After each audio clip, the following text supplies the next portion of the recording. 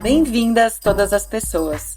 Este é o podcast Universidade Livre de Assédio do Observatório Sul-Sudeste do INCT Caleidoscópio, Instituto de Estudos Avançados em Iniquidades, Desigualdades e Violências de Gênero, Sexualidade e suas múltiplas insurgências. Eu sou Morgane Guzzo, pesquisadora do INCT e uma das roteiristas e apresentadoras deste podcast. E hoje eu estou aqui para levar vocês para a Argentina.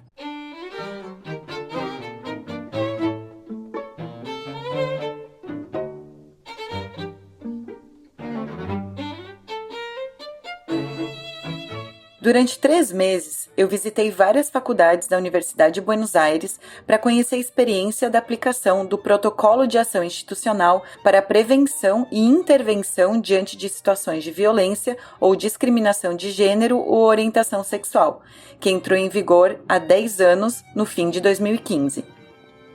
Além de visitar os espaços da UBA, eu realizei 6 entrevistas com pessoas que foram ou são responsáveis pela implementação e aplicação do protocolo nas suas faculdades.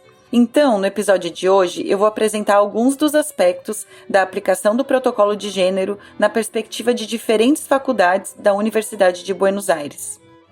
Vale a pena destacar que, embora o protocolo tenha sido criado pela reitoria da UBA, cada unidade acadêmica da universidade tem autonomia e foi criando os espaços e aplicando o protocolo de maneira particular em momentos diferentes. A gente vai ouvir aqui a experiência da Faculdade de Ciências Médicas, Faculdade de Filosofia e Letras, Faculdade de Ciências Exatas e Naturais, Faculdade de Direito e Faculdade de Arquitetura, Desenho e Urbanismo. Os trechos das entrevistas estão em espanhol. Para ouvir com legenda em português, você pode acessar esse episódio no YouTube do INCT Caleidoscópio.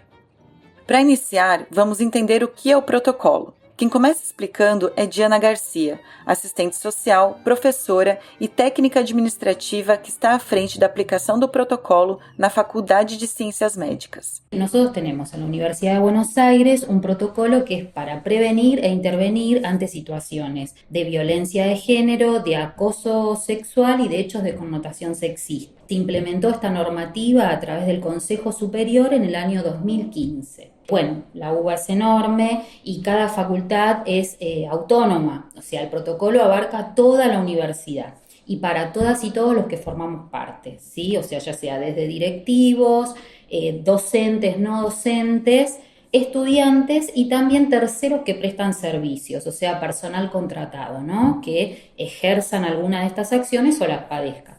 Em seguida, quem fala mais do protocolo é Melissa Albarello, advogada e a responsável pela aplicação do protocolo atualmente na Faculdade de Direito. Ela aponta o papel da mobilização das estudantes e do apoio de outros grupos da universidade para a elaboração do protocolo. El protocolo es una resolución de la Universidad de Buenos Aires,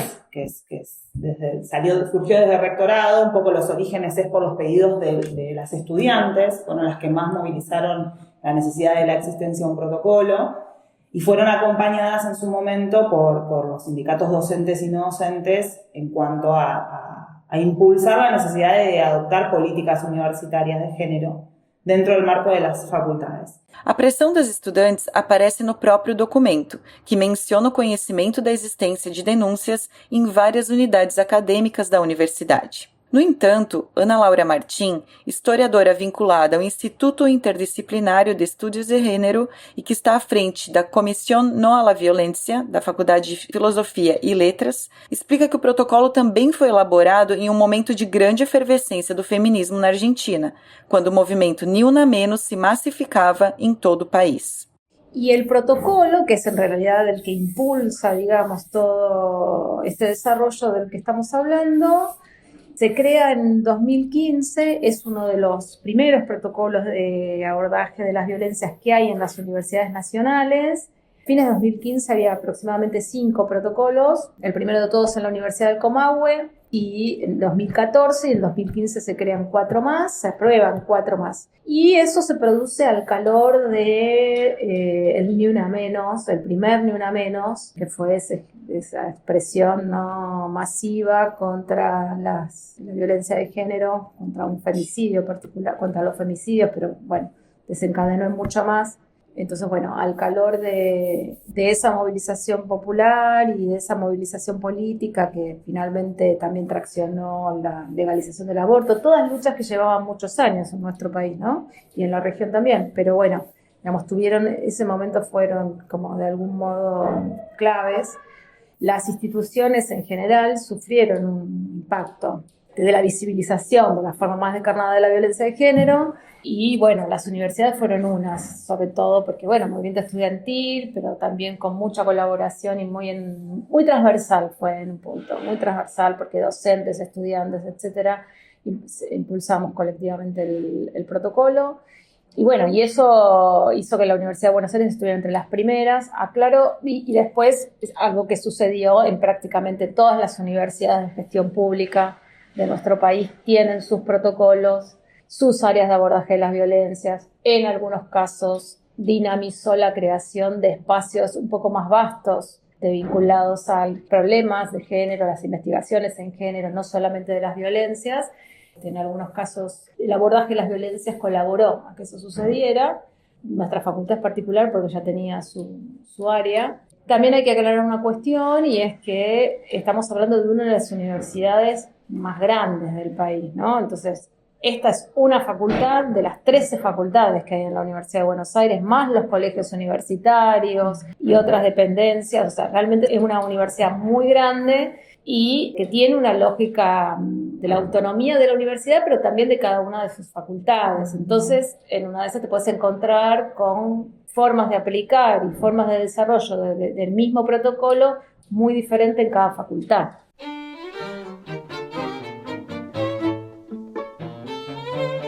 Como foi aprovado em dezembro de 2015, somente em 2016 iniciaram os trabalhos para a implementação do protocolo nas unidades acadêmicas. A maior parte das faculdades, no entanto, somente efetivou uma equipe e um espaço para acolher as pessoas em situação de violência em 2017.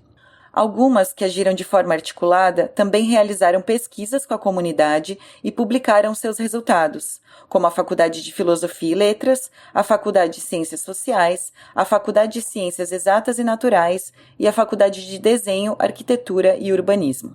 Como comenta Ana Laura Martim, o estímulo para a criação do protocolo, assim como a rápida estruturação dentro da Faculdade de Filosofia e Letras, dependeu das demandas de estudantes e também da conjuntura na faculdade, uma decana feminista que logo decidiu criar uma comissão para a aplicação do protocolo. La comisión se crea con el expreso objetivo de implementar el protocolo. El protocolo no define cómo debe implementarse, respetando esta lógica que te digo de la Universidad de Buenos Aires, de sus facultades y de la autonomía que manejan sus facultades.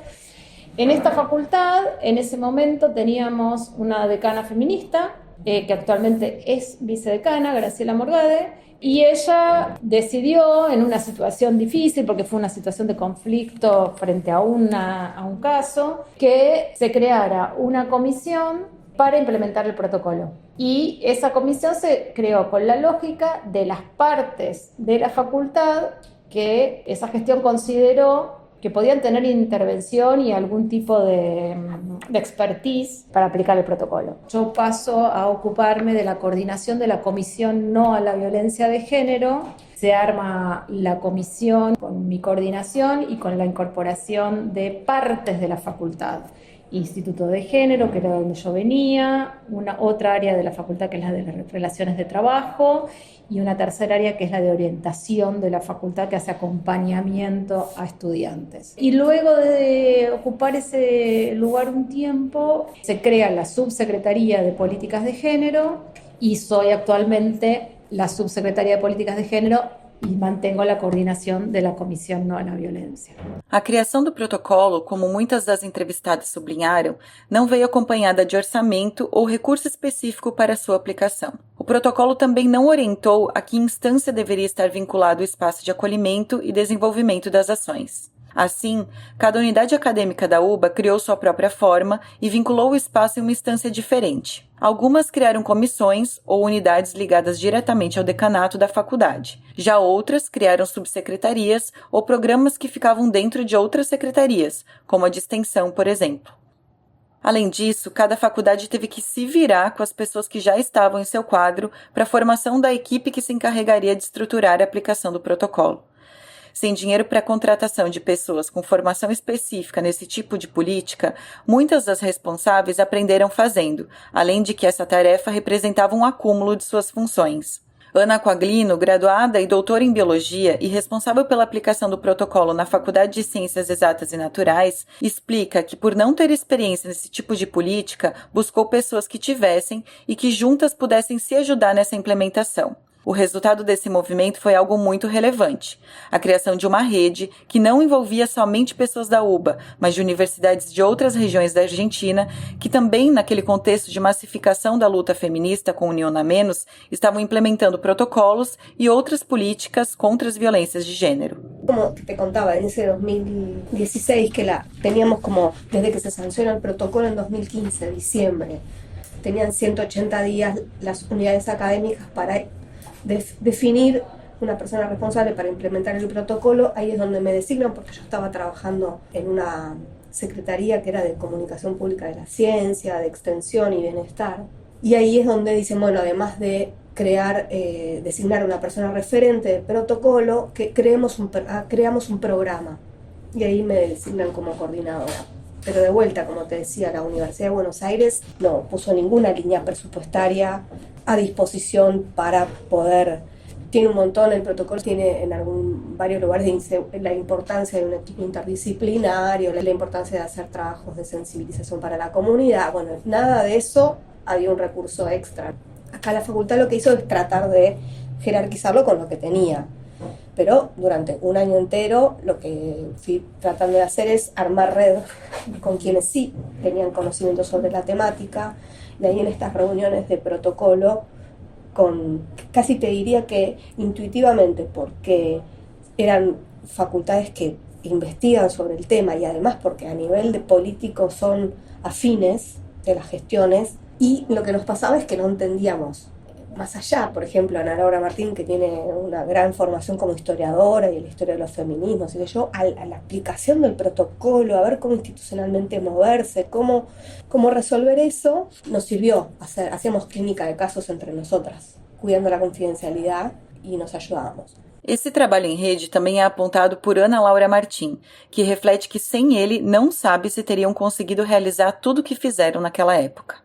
La verdad que fue así, todas aprendimos aplicando el protocolo y aprendimos enseñándonos también entre nosotras, aprendiendo la experiencia, aprendiendo con quién trabajábamos y aprendiendo entre nosotras. Ahí sí nos relacionamos mucho con otras facultades de la UBA y con universidades y facultades de todo el país, porque hubo una red muy amplia al principio donde todas quienes estábamos ejerciendo este rol participábamos, nos ayudábamos, nos pedíamos auxilio, nos hacíamos contención y aprendimos un montón. La verdad es que aprendimos un montón. Esa fue una escuela impresionante, diría. Realmente fue muy, muy nutritiva. Sin esa red, no sé. Outra pessoa à frente da implementação do protocolo em sua unidade foi Griselda Flesler, professora de desenho gráfico da Faculdade de Arquitetura, Desenho e Urbanismo e doutora em Ciências Sociais.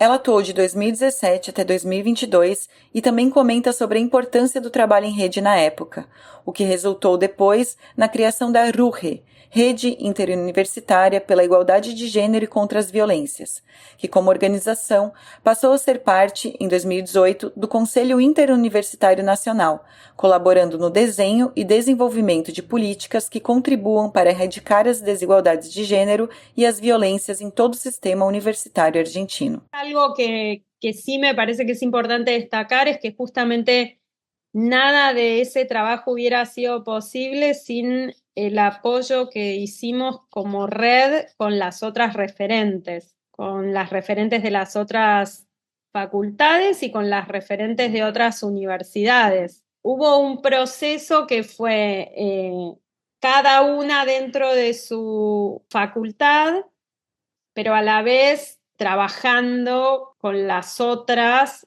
para poder aprender juntas, porque realmente nadie sabía cómo hacer el trabajo. Lo fuimos construyendo a medida que lo hacíamos. Yo creo que hicimos un muy buen trabajo por lo inexpertas que éramos por lo inexperta que era la institución en esto.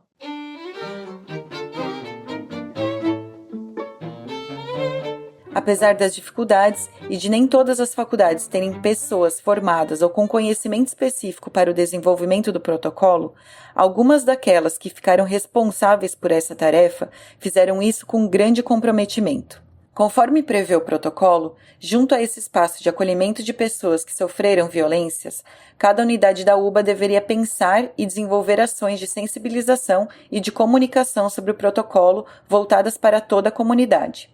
No entanto, algumas ainda foram além. Na Faculdade de Arquitetura, Desenho e Urbanismo, Griselda lembra que, apesar de não ser especialista no enfrentamento às violências, sua visão sobre projetos amplos foi relevante para o desenvolvimento de ações pela unidade de gênero da FADO. En principio a mí me pareció que no era una buena idea porque yo, como te dije, no era especialista en violencia. Pero el enfoque que podíamos darle intentaba no estar solamente circunscripto a la cuestión de atención a las violencias, sino también generar, sobre todo sensibilizar a la comunidad en estos temas. Y eso sí me pareció que era algo que yo podía hacer en la medida que tenía bastante experiencia en gestión por mi trayectoria profesional y me interesó poder justamente transversalizar el enfoque y no solamente circunscribirlo a la atención a las violencias. O trabalho também envolveu uma articulação entre a equipe, o centro de estudantes e os sindicatos de docentes e de servidores técnico-administrativos, chamados no-docentes, que juntos pensaram projetos para além do acolhimento das violências. Assim, a unidade de gênero da FADO agiu também na transversalização da perspectiva de gênero nos cursos, implementando debates, formações, palestras e pensando os próprios espaços da universidade, que também foram se tornando mais acolhedores para mães, pessoas não binárias, entre outros. Como te dije, por un lado estaba la cuestión del seguimiento de las denuncias y por el otro, a mí me interesaba dentro de una facultad, que es la Facultad de Arquitectura, pensar la espacialidad de esa facultad, pensar en los espacios, en los lugares, en el diseño de los espacios, porque bueno, además era a lo que yo me dedico y en lo que yo más podía aportar. Empezamos con el jardín de infantes, o sea, de cuidado, no solo de cuidado, sino que es un jardín de infantes para hijos de docentes y de no docentes y de estudiantes. También habilitamos dentro de ese espacio un lactario. Otra de las intervenciones en el espacio que hicimos fue el baño sin distinción de género, que fue oficialmente el primer baño sin distinción de género. Hicimos algunas intervenciones que en términos de gestos eran gestos políticos y pedagógicos, ¿no? Porque pensar el rediseño de espacios como un baño sin distinción de género en una facultad que se enseña a diseñar espacios era digamos, no solamente era un espacio que permitía a algunas personas sentirse más cómodas en la universidad, sino también era un dispositivo pedagógico para el resto de la comunidad, ¿no? Já na Faculdade de Ciências Exatas e Naturais, do momento inicial, quando Ana Quaglino atuava sozinha, com um cargo de 10 horas semanais, hoje está estruturado o Programa pela Igualdade de Gênero, com equipe e espaço próprios. As ações do protocolo também fazem parte de uma secretaria composta por outros 2 programas, o de abordagens socioeducativos e o programa Sem Barreiras, focado em direitos das pessoas com deficiência. Eu estuve um ano sola, haciendo red, entendiendo cómo funcionaban otros, y después me designan un cargo de 10 horas semanales con una psicóloga, bueno, ahí empezamos. Otro año y medio. Después me sumé a una licenciada en ciencia política. Después entonces bueno, ahora tenemos un equipo, no es el equipo que uno diría necesitamos más, pero comparado con otras realidades estamos bien. Tenemos un espacio físico, una sala de entrevistas, ahí trabajan 3 programas. El de igualdad de género, el de uno que creamos a partir de las experiencias que no todo es violencia de género, pero abrís un espacio de escucha en la institución y vienen a otras problemáticas que está bueno. Este se llama abordaje socioeducativo, cuestiones de salud mental y cuestiones de otras violencias que no son de género, y otro que es de discapacidad, que ya existía, pero también estaba bastante pequeñito. Bueno, unificaron eso, entonces en 10 años, que se van a cumplir el año que viene, de un programa que tenía una persona, pasamos a tener una secretaría con 3 programas que surgen también, más que nada, el de abordajes de esa experiencia. Y el enfoque de trabajo, el paradigma es el mismo. Por más que cada uno tenga una especificidad teórica o técnica também. Na Faculdade de Direito, Melissa Albarello, que é responsável pela aplicação do protocolo desde 2022, conta que inicialmente a faculdade focou no acolhimento de estudantes. Em 2018, com a criação da área de igualdade de gênero e diversidade para estudantes, o protocolo passou a ser parte de suas ações, mas deixava de fora outros grupos que também deveriam ser acolhidos. Então, em 2022, essas atividades se separaram. A área de igualdade de gênero e diversidade para estudantes continua realizando seu trabalho e o protocolo tem uma equipe e espaço próprios, passando a acolher todos os grupos, estudantes, docentes, servidoras técnicos administrativas e demais pessoas vinculadas à faculdade. Creería que fue en el año 2017, 2016-2017, que la facultad creó un espacio para protocolo primeramente pensado o enfocado para estudiantes. Los primeros años de protocolo se canalizó a través de ese espacio, que es un espacio que continúa vigente porque de hecho es un espacio de igualdad para estudiantes, pero que por distintas cuestiones en el 2022 se decidió desdoblar esa tarea y que el protocolo forme parte de esta oficina o de este espacio para que sea más abarcativo, no solo reúna o no solo sea entendido para estudiantes, sino también para docentes y no docentes. Pasaba un poco que si bien el protocolo es para todos los claustros de la universidad, al canalizarlo por el área de estudiantes eso quedaba como difuso. Entonces se repensó para que acá pudiera asistir cualquier persona que tuviera un vínculo con la universidad y necesite acercarse a hacer una denuncia o una consulta. Já na Faculdade de Ciências Médicas, o protocolo começou a ser aplicado já com uma estrutura mínima formada. Com mestrado em gênero, Diana Garcia foi encarregada de levar adiante essa tarefa. Desde 2017, ela está à frente do Departamento de Gênero e Abordagem Inclusiva, e com ela atuam uma psicóloga e um advogado. A sua experiência e continuidade nesse trabalho durante todos esses anos resultam em uma estrutura acolhedora que parece estar muito fortalecida dentro da faculdade. Acá en la Facultad de Ciencias Médicas, en el año 2017, dentro de este marco se propone al Consejo Directivo poder trabajar dentro de esta normativa. Entonces ahí se crea este Departamento de Género y Abordaje Inclusivo que depende de la Secretaría de Extensión Universitaria, ¿sí? Mi función acá en la universidad era de administrativa y como me formé con perspectiva de género y todo eso, bueno, estoy a cargo de este departamento. Y sí tenemos un espacio físico, que eso es muy importante porque nosotros podemos, al margen de que nos manejamos a través de mail, por teléfono, ¿no?, tener un lugar. Trabajamos de lunes a viernes, de 10 a 18 horas y con un equipo interdisciplinario, que eso también lo pide el protocolo, o sea, que sean profesionales con perspectiva de género.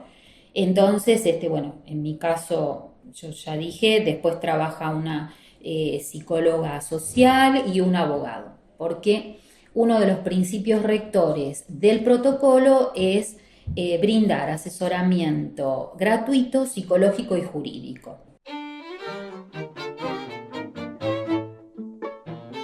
Diana aponta para algo que são os princípios fundamentais do protocolo. Além do assessoramento legal e psicológico citado por ela, o protocolo é orientado também pelo respeito e privacidade da pessoa que apresenta uma denúncia, devendo ser escutada sem qualquer prejuízo de sua dignidade, sendo resguardada sua vontade relacionada às ações que podem ser realizadas e a confidencialidade das informações que manifeste querer manter reservadas. Outros princípios são de não revitimização, evitando que precise repetir o relato ou expor publicamente os fatos, e a prevenção de situações de violência e discriminação mediante difusão de campanhas de formação. Orientadas por esses princípios, as referentes entrevistadas contaram como é feito o acolhimento das pessoas em cada faculdade. O primeiro contato com o espaço costuma ser por e-mail, mas também pode acontecer de a pessoa vir acompanhada de uma professora ou colega que a está apoiando, ou no caso de estudantes, vir através do centro de estudantes, que é como o centro acadêmico aqui no Brasil. A criação de um e-mail e a publicação desse contato nos sites das universidades, juntamente com informações básicas sobre o protocolo, é norma prevista pelo próprio protocolo. Deste contato por e-mail se agenda uma primeira consulta, onde as referentes explicam o protocolo e escutam o que a pessoa quer relatar. A partir das entrevistas, a equipe elabora uma espécie de relatório sobre o caso e busca, junto com a denunciante, soluções ou encaminhamentos para a situação. Quien explica a seguir es Diana García.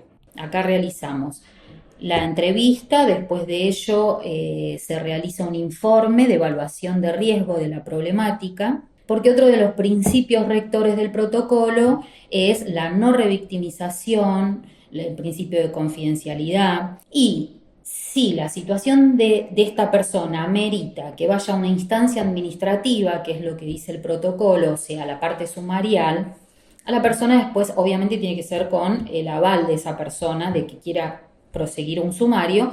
Cuando la citen a la víctima no le vuelven a preguntar qué es lo que le pasó, ¿sí? Entonces se presenta el informe y el abogado o la abogada solamente le hace leer el informe y decir si quiere agregar algo o si quiere sacar algo, ¿sí? Entonces ahí estamos cumpliendo con los requisitos. Os atendimentos podem ou não resultar em alguma denúncia. Pensando na perspectiva pedagógica que orientações dentro de uma instituição de educação, várias das entrevistadas refletiram sobre as mudanças que aconteceram no protocolo no final de 2019, que passou a orientar melhor os procedimentos alternativos que poderiam ser tomados em cada caso. Os procedimentos especiais são oferecidos e pensados junto com quem busca o protocolo e, na maior parte das vezes, são preferidos ao invés do processo punitivo, administrativo ou sumarial, que, dependendo do caso e de quem for denunciado, se professor, aluno ou servidor técnico, pode até resultar em expulsão ou demissão. Primero y principal que el protocolo no es punitivo. O sea, nosotros desde el protocolo, por eso yo te comentaba antes que si va a una instancia administrativa que es de sumario, va a la parte jurídica. Nosotros de acá no podemos decir, no sé, esto no se puede hacer ni nada por el estilo.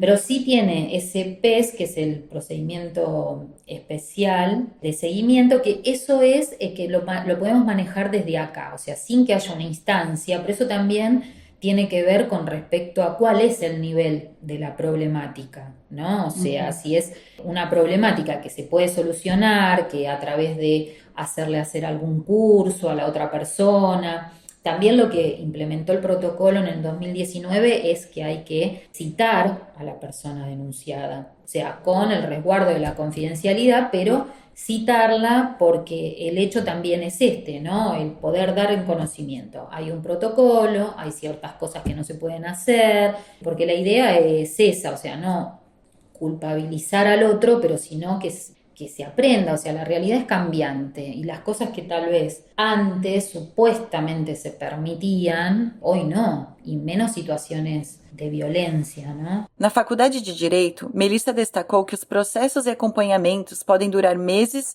e até anos e são pensadas ações diversas para resolver a situação. Uma delas são as medidas de proteção psicofísica. Um exemplo é organizar, junto com as pessoas responsáveis pelos cursos ou disciplinas, que uma estudante que realizou a denúncia não precise mais ter contato com um colega que a tenha assediado. Nosotras tratamos de pensar medidas, siempre y cuando la persona que viene a denunciar esté de acuerdo, que protejan a esa persona en su integridad física, psicofísica, digamos, que le dé una sensación más de resguardo y que tampoco altere o no perjudique la carrera estudiantil del denunciado. Siempre todas las decisiones que se toman no las tomamos nosotras, es colaborativo con la persona que viene a denunciar. Entonces, muchas veces se propone, por ejemplo, como medida de protección psicofísica, apartar al alumno de la comisión. Entonces, en ese sentido, nosotras elaboramos un informe de riesgo, explicamos la necesidad de correr a ese alumno de comisión o de horario, se habla con las cátedras, muchas veces las contactamos nosotras directamente a los titulares de cátedra para, sin contar datos o sin revelar la identidad de quien denuncia, contar lo que está sucediendo. Por eso a veces te digo, depende de las expectativas de quien venga a denunciar, porque también venir a denunciar y encarar un procedimiento por ahí más punitivo requiere poner el cuerpo, requiere que te citen del área de sumario, requiere un procedimiento que no todo el mundo tiene ganas y energía para afrontar. Entonces, a veces llegan acá y dicen, yo con que no curse con él, me alcanza, o es lo que necesito.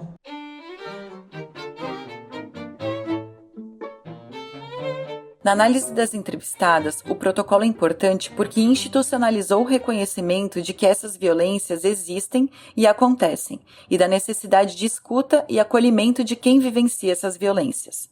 Tendo um lugar e uma equipe, as pessoas sabem aonde ir e que podem contar com a instituição nesses momentos, como explica Diana Garcia. Antes del protocolo, si había alguna situación, era de acuerdo a los profesores o a la cátedra o al lugar que pasara algo, si se hacía algo o no con respecto a la problemática, ¿no? Porque tampoco se sabía cómo actuar ni nada. Cuando estuvo este ámbito, esta normativa y este ámbito, por lo menos la gente, y a través de la difusión, sabe que hay un lugar, sabe que va a haber profesionales. Por ejemplo, se presenta una situación de un estudiante que padece un tema de acoso, no sé qué, yo tengo que comunicarme con el plantel, o sea, con las autoridades, yo en realidad el equipo interdisciplinario, ¿no?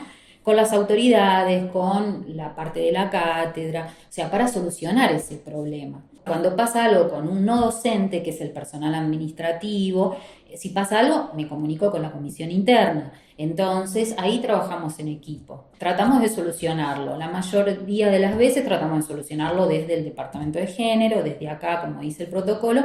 Cuando pasa a mayores, porque la problemática ya es algo más grave, ahí sí va a sumario, va a instancia de sumario y bueno, ahí ya se ve porque ahí es donde se puede sancionar a esa persona, sacarla, no sé, eso ya lo hace la parte institucional. La importancia de que alguien viene con un problema y que de acá tratamos por todos los medios de poder llegar a que solucione y a cumplimentar como se llama, el objetivo general, que es lo del protocolo, que es una universidad sem violências. Melissa também aponta para a importância do acolhimento e da escuta, que muitas vezes é tudo que a pessoa precisa.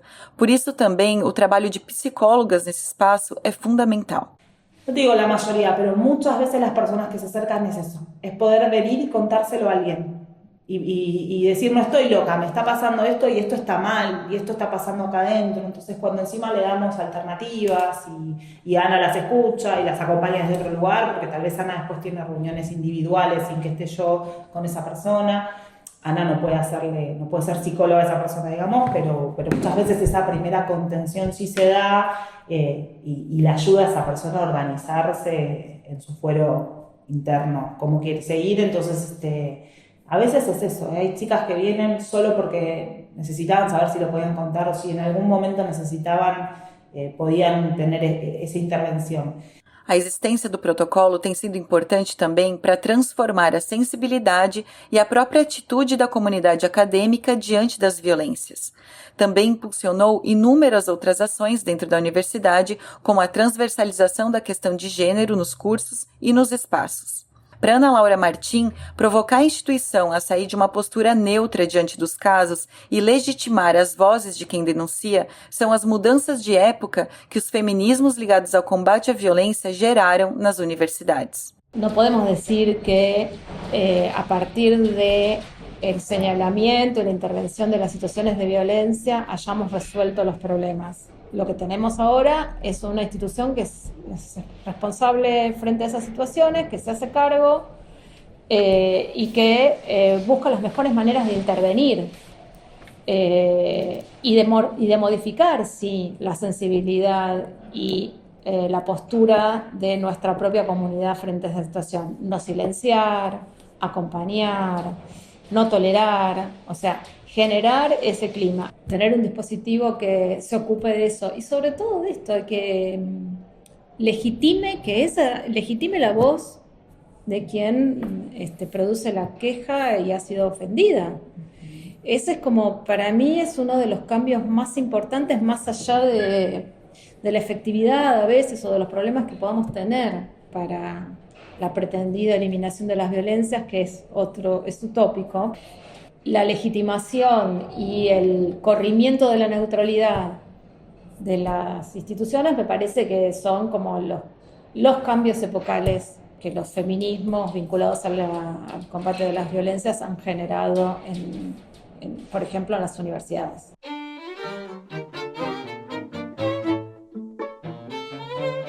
Esse trabalho foi desenvolvido graças a uma bolsa de desenvolvimento tecnológico e inovação no exterior, com a qual fui contemplada a partir da chamada pública do Ministério de Ciência, Tecnologia e Inovação e CNPq, número 16 de 2024, na faixa 3, Projeto Individual para Bolsista de Pós-Doutorado.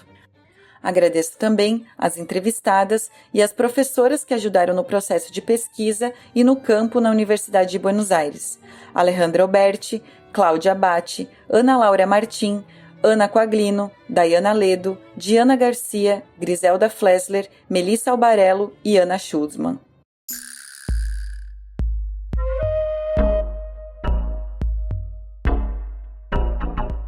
Este podcast é uma produção do Observatório Sul-Sudeste do INCT Caleidoscópio, Instituto de Estudos Avançados em Iniquidades, Desigualdades e Violências de Gênero, Sexualidade e suas múltiplas insurgências, sediado na Universidade de Brasília. Projeto com financiamento do Conselho Nacional de Desenvolvimento Científico e Tecnológico, o CNPq.